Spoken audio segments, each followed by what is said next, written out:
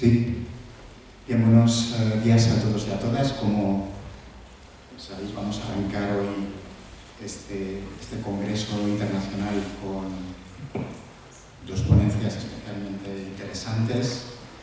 Primero hablará Vanessa Lem y, en segundo lugar, Óscar Quejido. Empezaré presentando a Vanessa Lem. Diré que es un honor contar con su presencia en este congreso. Vanessa se ha caracterizado en los últimos tiempos no solamente por desarrollar una rigurosa interpretación del pensamiento de Nietzsche, sino de algo que me parece muy importante y que va a salir a relucir en este congreso, que es la necesidad también de abrir el pensamiento nietzscheano a otras corrientes, generando otras dinámicas hermenéuticas. Vanessa nos va a hablar de naturaleza, caos y la transformación del ser humano, y voy a hacer una pequeña presentación de su trabajo. Vanessa actualmente es vicepresidenta y decana ejecutiva de la Facultad Flinders University de la AIDA Australia. Anteriormente fue directora de la Escuela de Humanidades e Idiomas de la Universidad de Nueva Gales del Sur y directora del Instituto de Humanidades de la Universidad Diego Portales en Santiago de Chile. Es una experta reconocida internacionalmente en la filosofía de Friedrich Nietzsche y ha publicado ampliamente sobre este autor, biopolítica y filosofía política contemporánea. Digamos, esta sería, creo que, la clave del trabajo de Vanessa, ¿no? Tratar de generar una serie de puentes entre biopolítica, filosofía política y pensamiento nietzscheano. Es autora de Nietzsche's Animal Philosophy, Culture, Politics and the Animality of the Human Being, en Fordham University Press, una obra de 2009. Nietzsche y el pensamiento político contemporáneo, editado en Fondo de Cultura Económica en 2013, y es editora de 5 libros sobre Nietzsche, Foucault y Hegel. Asimismo, y esto también es un dato a tener muy en cuenta en el contexto de este congreso, es editora de la prestigiosa Nietzsche Studien y cofundadora de biopolítica.org, que es una página especialmente relevante para todos los interesados en biopolítica. Por último, diré que es miembro internacional invitado del Grupo de Investigación Complutense, Cuerpo, Lenguaje y Poder, Lecturas Contemporáneas a partir de Nietzsche, de la Facultad de Filosofía, dentro de la investigación de la Universidad Complutense de Madrid. Y sin más, le dejo la palabra para que nos hable de naturaleza, caos y la transformación del ser humano. Muchas gracias por la presentación. Es pues un gusto estar aquí y también quiero empezar para dar las gracias a, por supuesto, la Facultad de Filosofía y Filología por la invitación, y también a Óscar Quejido, querido amigo y colega. Y de verdad estoy muy emocionada porque he pasado, yo creo que es la tercera vez que estoy aquí en Madrid y siempre lo he pasado muy bien y ha sido unas visitas muy fructuosas, uno puede decir, y ver un programa tan rico con mucha gente, muchos colegas, amigos, estudiantes de España, de Latinoamérica, así que estoy súper feliz y seguro que lo vamos a pasar muy bien en estos 4 días esta semana dedicada a Nietzsche. Entonces yo hoy día voy a hablar del concepto de naturaleza en Nietzsche y cómo ese concepto se transforma o cómo se entiende como bien relacionado al arte. Entonces eso es mi entrada en el tema del Congreso Nietzsche y el arte a través de ese concepto de naturaleza en tanto caos. Tengo también un mini PowerPoint y en el PowerPoint puse todas las citas, así que no voy a leer las citas y ustedes van a tener las citas como punto de referencia para que no sea tan largo todo eso. Entonces, bueno, voy a empezar. En el aforismo 230, de bien más allá del bien y del mal,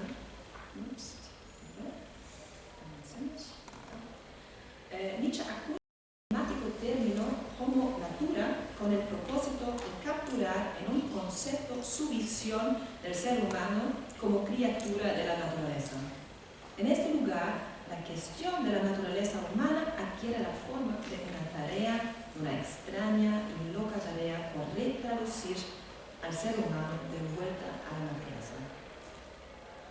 Durante las últimas décadas, el significado de homo natura se ha ubicado al centro de las discusiones de los especialistas las que han girado principalmente alrededor de la cuestión del naturalismo de Nietzsche y de su relación con las ciencias de la vida del siglo XIX.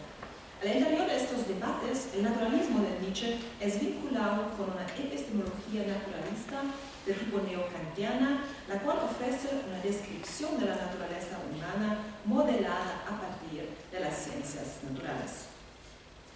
En primer lugar, debido a un énfasis epistemológico sobre la natura, las interpretaciones naturalistas corren el riesgo de reducir al ser humano a mero objeto de la naturaleza, perdiendo de vista con ello la dimensión autorreflexiva del conocimiento. En segundo lugar, al atribuir a Nietzsche una concepción de la naturaleza en gran parte extraída de las ciencias de la vida, estas interpretaciones no toman suficientemente en cuenta la influencia que la Grecia antigua ejerció en el pensamiento de Nietzsche sobre la naturaleza. En efecto, mientras que para la perspectiva naturalista, la naturaleza denota algo que puede ser aprendido mediante leyes científicos, en las concepciones arcaicas, la naturaleza designa más bien el caos, esto es, algo inaccesible e indeterminable, pero al mismo tiempo creativo y generativo. Para Nietzsche, solo al volverse reflexivo y adquirir estas características de la naturaleza, puede el conocimiento liberar el potencial creativo de esta para la generación y creación de vida al interior del propio ser humano. Así pues, el conocimiento realiza dentro del ser humano la extraordinaria fuerza de la metamorfosis, de la transformación y de la autotransformación. Considero, por lo tanto, la metamorfosis como la clave o la idea principal del término homo natura de Nietzsche, así como de la tarea de retraducir al ser humano de vuelta a la naturaleza. El objetivo de esta presentación es de esbozar los rasgos de una antropología nietzscheana que dé cuenta de este proceso de transformación. Mi presentación va a tener tres partes. En la primera parte, con el título Antropología literaria, argumento que la antropología recoge la noción griega arcaica de la naturaleza como arte o cultura. En la segunda parte, Antropología científica, presento el modo científico de Nietzsche y interesantemente también Freud en su aproximación filosófica a la cuestión de la naturaleza humana y a la pregunta de si es posible implantar un tipo diferente de conciencia que considere las dimensiones corporales, es decir, animales y vegetales también, de la vida humana como el terreno del cual emergerá una humanidad natural. Esta pregunta impulsó a Nietzsche y también a Freud a una reflexión sistemática en torno a la corporalidad y vitalidad del ser humano en cuanto ser viviente. En la tercera parte y última parte, con el título Antropología transformadora, discuto el desafío de la renaturalización del ser humano como el de ofrecer no solo una comprensión acerca de lo que somos, seres humanos, sino más bien e importante aún de lo que podríamos llegar a ser. Cuestión que ilustro apelando a la idea del sobrehumano de Nietzsche en cuanto a una reflexión acerca del devenir más que humano.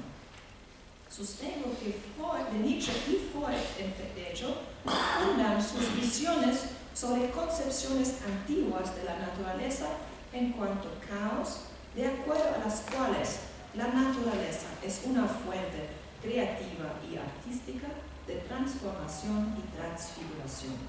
Mi hipótesis es que el homo natura de Nietzsche refleja una concepción de la naturaleza humana en donde éste se encuentra implicada en un proceso de autotransformación cultural.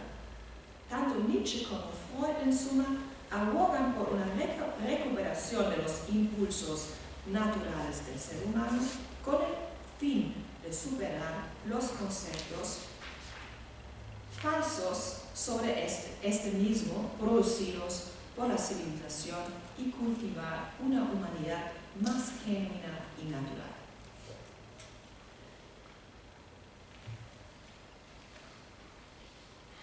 Primera parte, antropología literaria, recuperando la naturaleza como arte.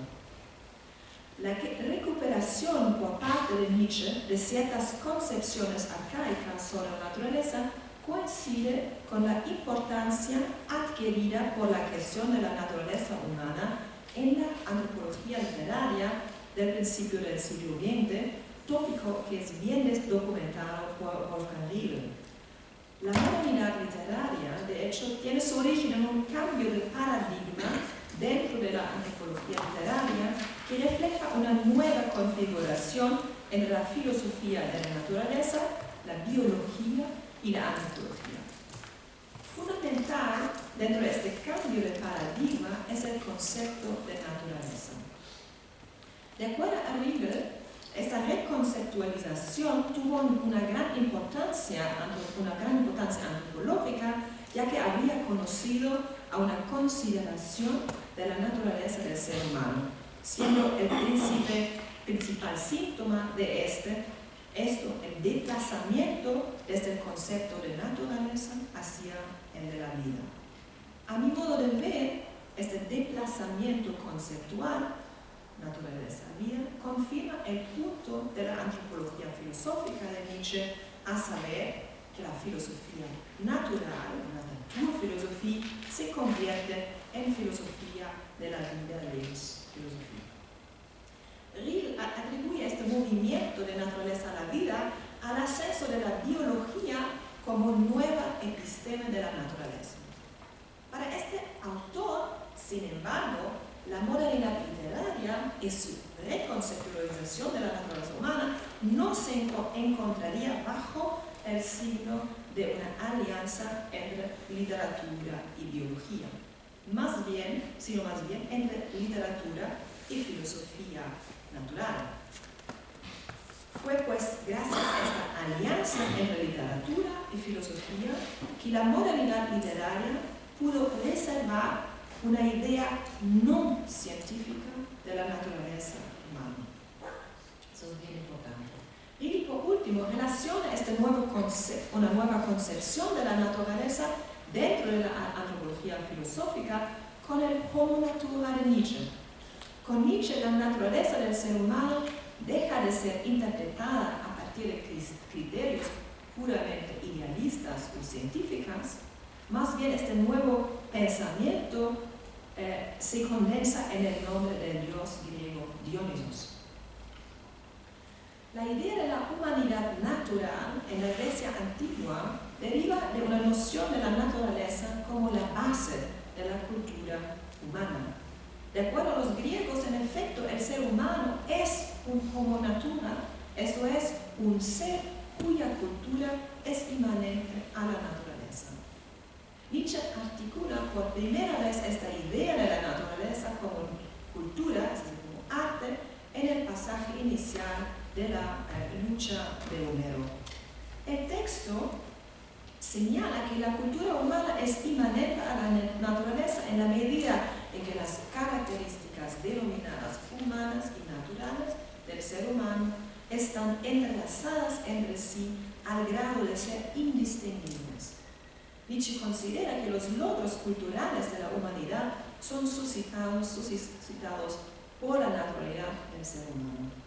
Como destaca en el pasaje citado, lo que nosotros consideramos como terrible e inhumano es en realidad el terreno fértil donde es cultivada la humanidad. Este desplazamiento del significado de la naturaleza como terrible, furchtbar, hacia la idea de lo fértil, fruchtbar, permite a Nietzsche reafirmar, como hicieron los griegos, la idea de la naturaleza como fuente creativa y artística, es decir, como creadora de cultura. De este modo, los griegos anuncian, según Nietzsche, una humanidad natural y genuina que se encontraría en los antípodas de la humanidad proponiada por los modernos.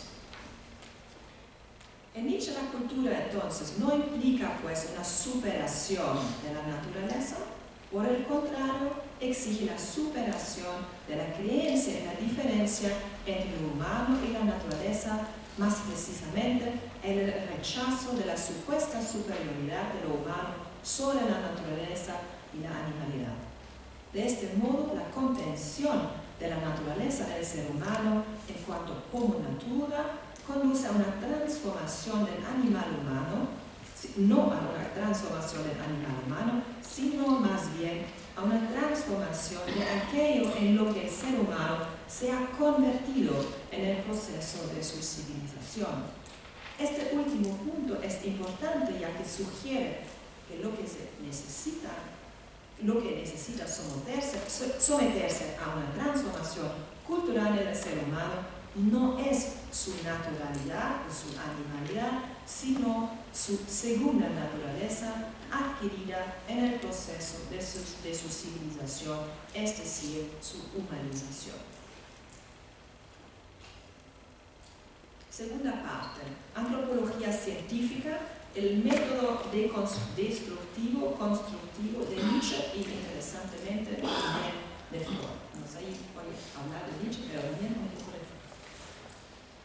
Entonces, no quiero decir que Nietzsche simplemente pone de lado la biología o las ciencias de la vida, pero más bien lo toma bien en serio. Ahí voy a ver cómo, en fondo, cuál es este método destructivo, constructivo, científico de Nietzsche. Esta transformación del hombre civilizado al hombre natural es también al centro del proyecto de renovación cultural de Sigmund Freud. Ludwig Binswanger, psicoanalista y amigo de Freud, nota que Freud usa el término como natura en exactamente el mismo sentido que Nietzsche, y reconoce que ambos adoptan el punto de vista de las ciencias naturales en su investigación acerca de la naturaleza humana. El Homo Natura de Freud es verdaderamente una idea científica, natural, biológica, psicológica.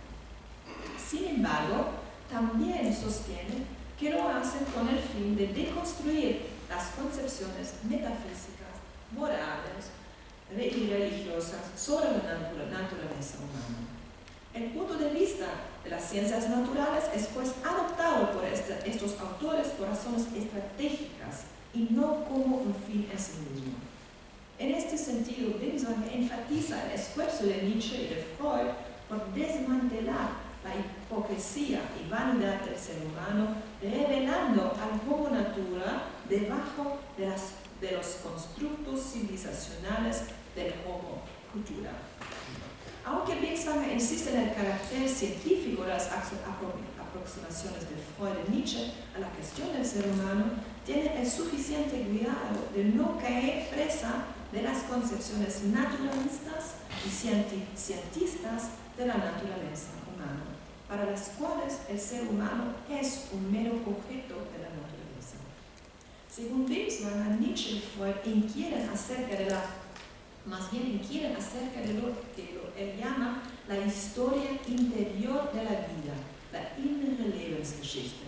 Esto es la historia de la existencia encarnada, como ein Verleih, como dice Nietzsche, del ser humano y no sobre sus funciones vitales, Lebensfuntionen, del cuerpo empírico.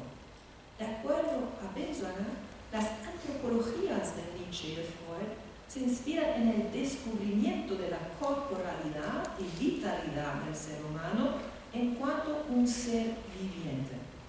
Ambos acojan de buena gana la revolución darwinista en biología, puesto que son conscientes de que cualquier investigación acerca de la naturaleza humana debe partir del reconocimiento de que el ser humano es un animal, una animalische Kreatur.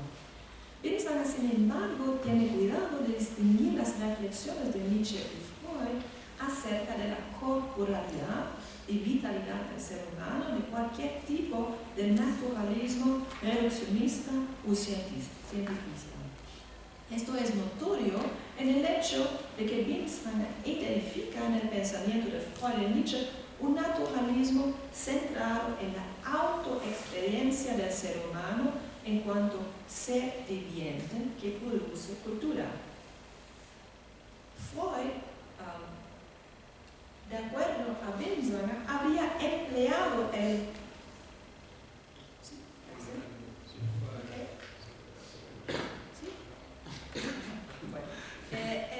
En una nota del Freud, de acuerdo a Binswanger, habría empleado el término método científico para fines principalmente destructivos. En una nota de pie de página, Binswanger añade la importante observación de que Nietzsche habría seguido el mismo método. Así, cuando leemos que Nietzsche y Freud reducen al ser humano a su naturaleza animal, esto no debe entenderse en los términos de un reduccionismo cientifista. Más bien, el objetivo de la reconstrucción de lo humano es demostrar que todo lo que en la vida es más que la vida, a saber, el sentido y el significado, son ficciones o ilusiones, fuerzas motrices. Binswanger declara que el objetivo de su método destructivo-constructivo no es el de exhibir la creencia en el sentido como algo que pertenece de modo absoluto al ser humano, a la humanidad en su conjunto. Más bien, porque eso sería nihilista. El gran genio más bien de Nietzsche y de Freud, en cambio, consistió en revelar la hipocresía de ciertos individuos, grupos y épocas culturales y no de la humanidad en general. Según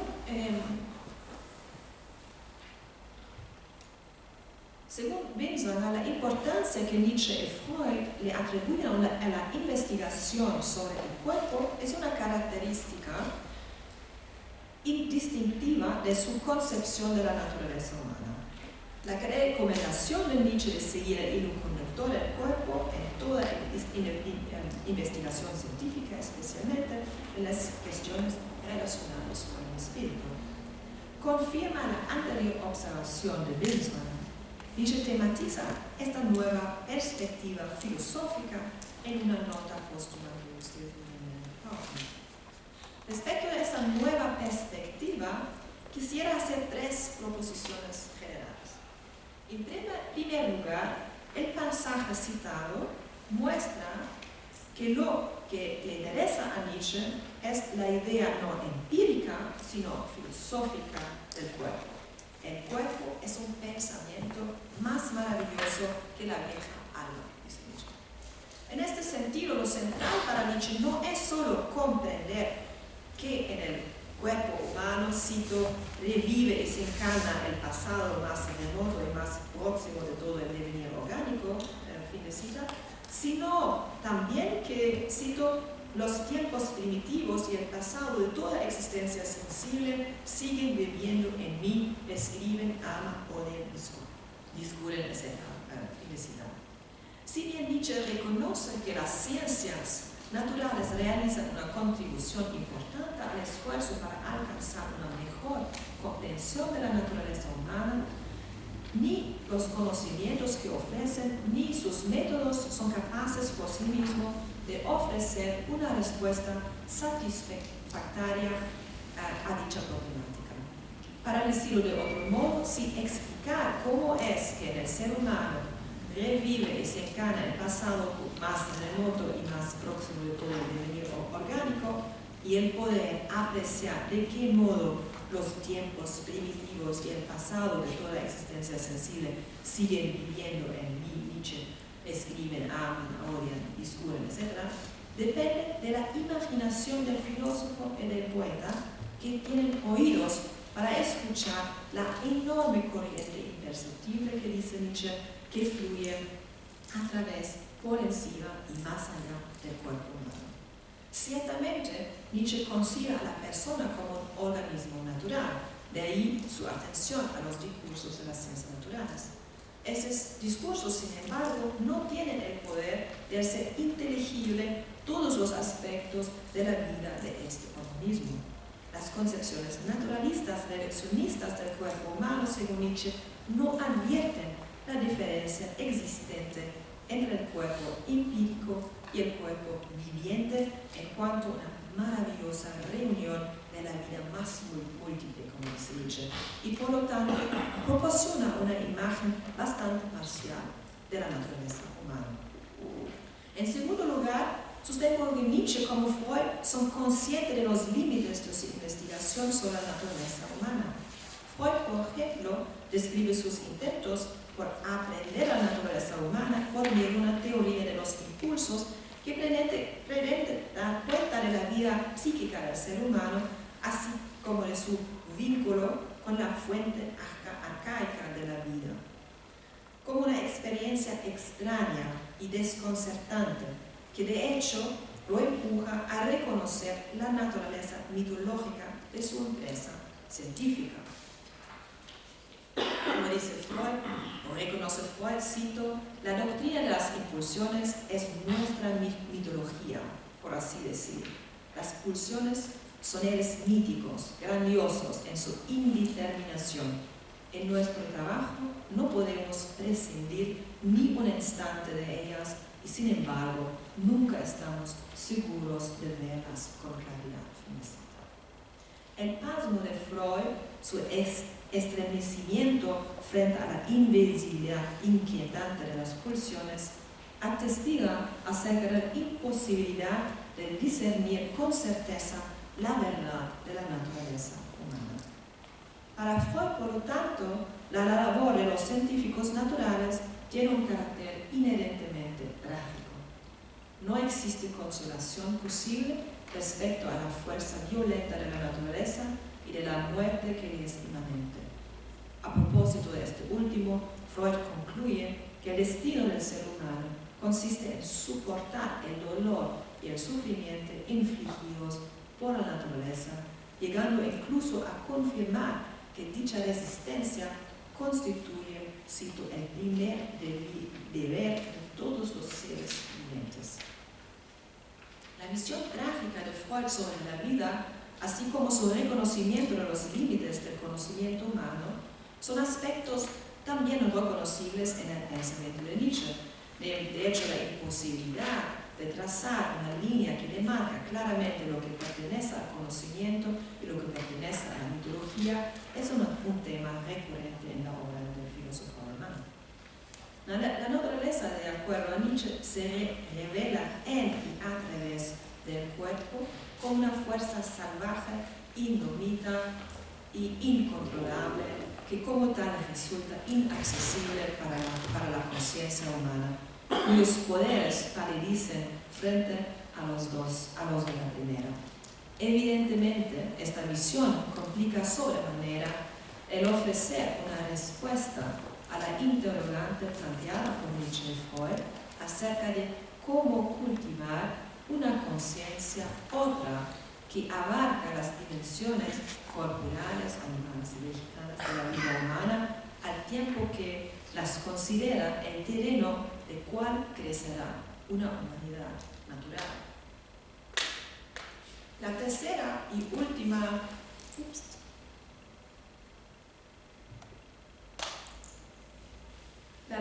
última proposición que deseo hacer con respecto a las investigaciones de Nietzsche y Freud sobre el ser humano en cuanto a ser viviente y encarnado es que dichas investigaciones están orientadas hacia la superación del humano. En este sentido, las antropologías de Nietzsche y Freud son al mismo tiempo una crítica de la antropología. Nietzsche y Freud, en efecto, se apoyan sobre los descubrimientos de sus contemporáneos en las ciencias naturales con el fin de mostrar que el ser humano no es una criatura ni racional ni moral.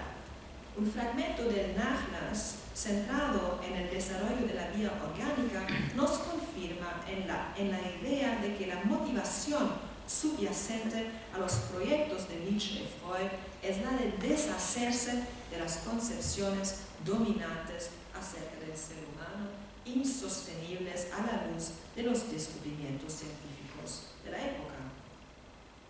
Entonces Nietzsche se pregunta si al final no se trata del ser humano, se trata de su superación. Más todavía, este pasaje muestra que en el contexto del desarrollo de la vida orgánica, la naturaleza humana no es algo estable, fijo, sino que se encuentra implicada en las continuas formaciones y transformaciones de la naturaleza en general. Desde esta perspectiva, la cultura no es una característica distintiva del ser humano, más bien es inmanente a la naturaleza.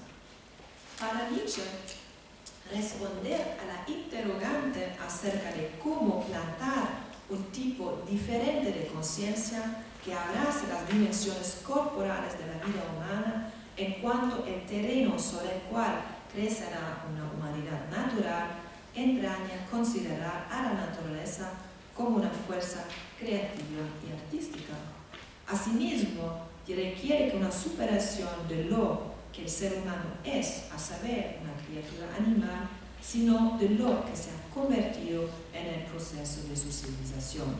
Insisto, de qué modo habrá de concebirse dicha autosuperación es un problema que excede los límites de las ciencias naturales, requiriendo a una antropología filosófica que sea capaz de suministrar una concepción de la cultura que no trasciende a la naturaleza. Que considero que este es el principal propósito del proyecto de reconstrucción de la naturaleza humana sobre la base de una naturaleza desdeificada, descubierta y emancipada, de nuevo, como Nietzsche dice en la Gran Ciencia.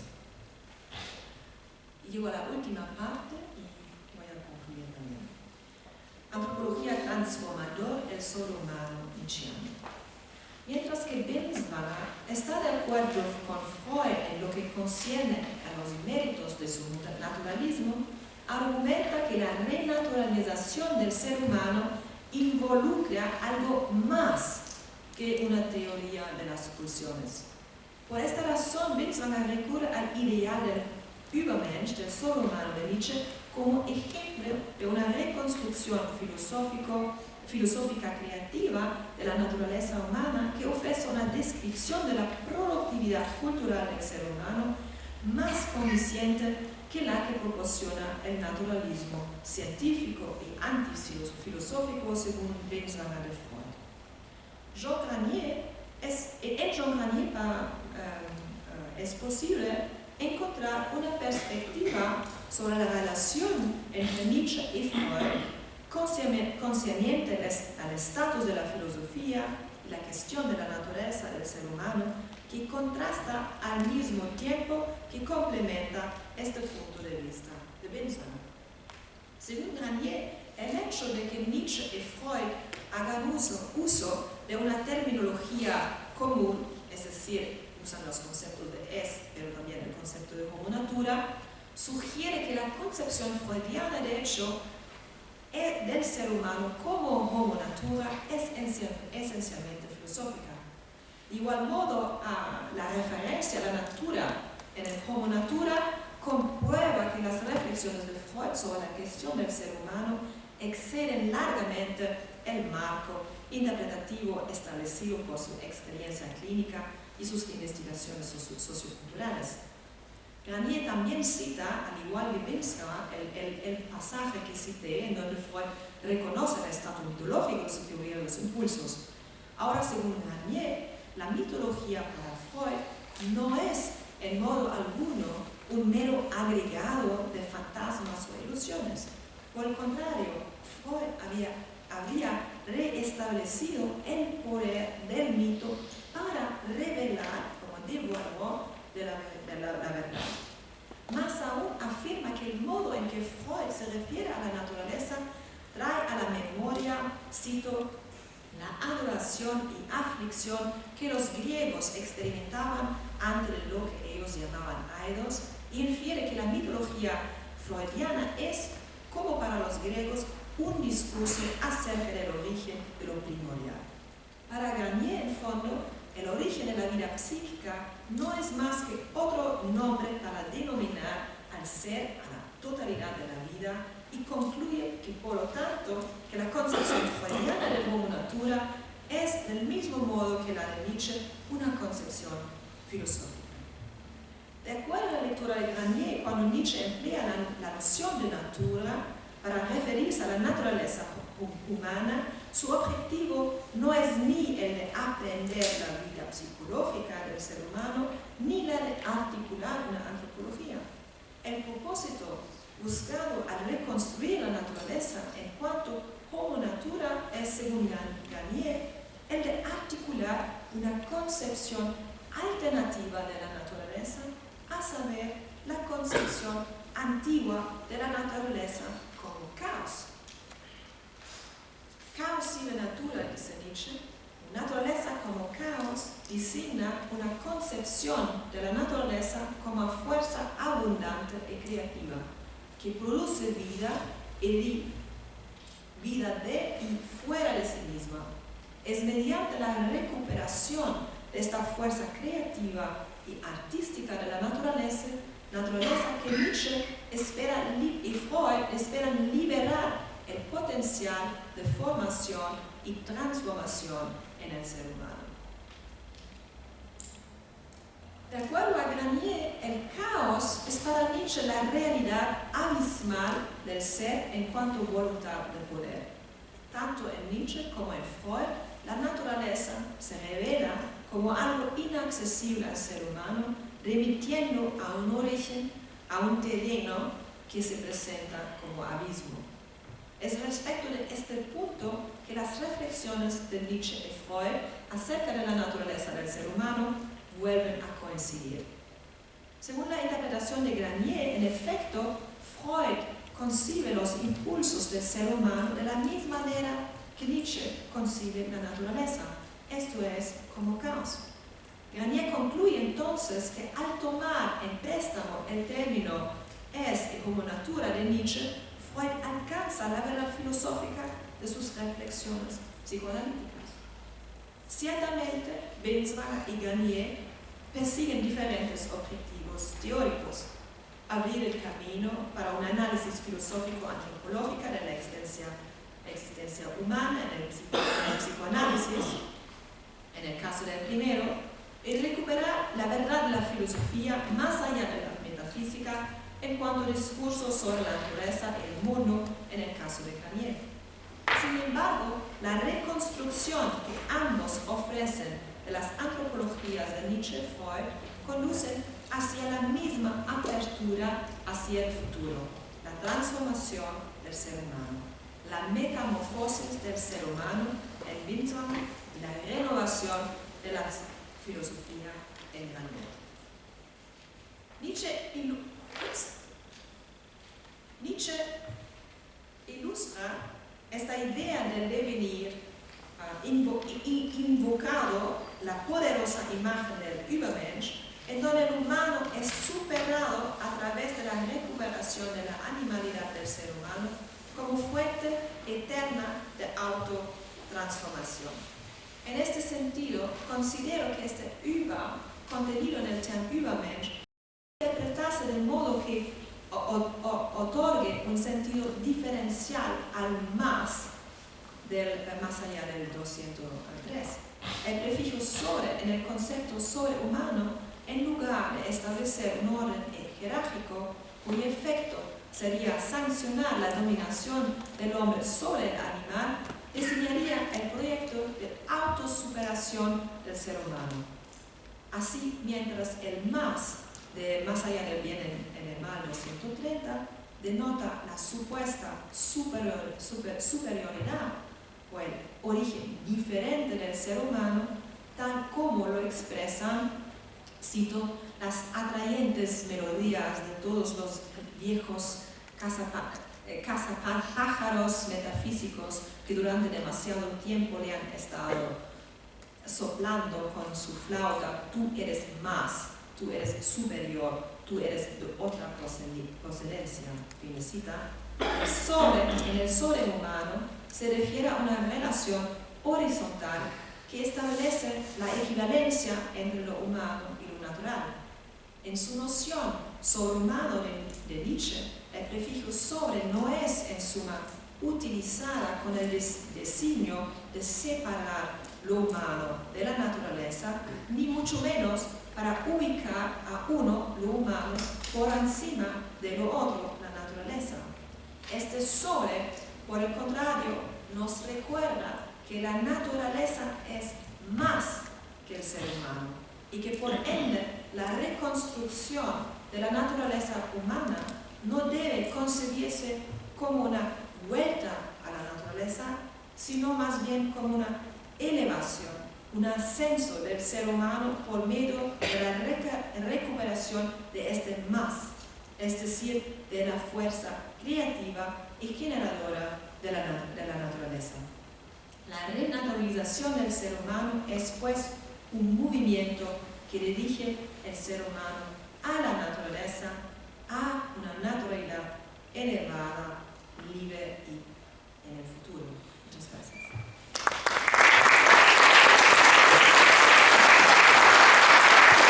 Muchas gracias a nosotros por tu conferencia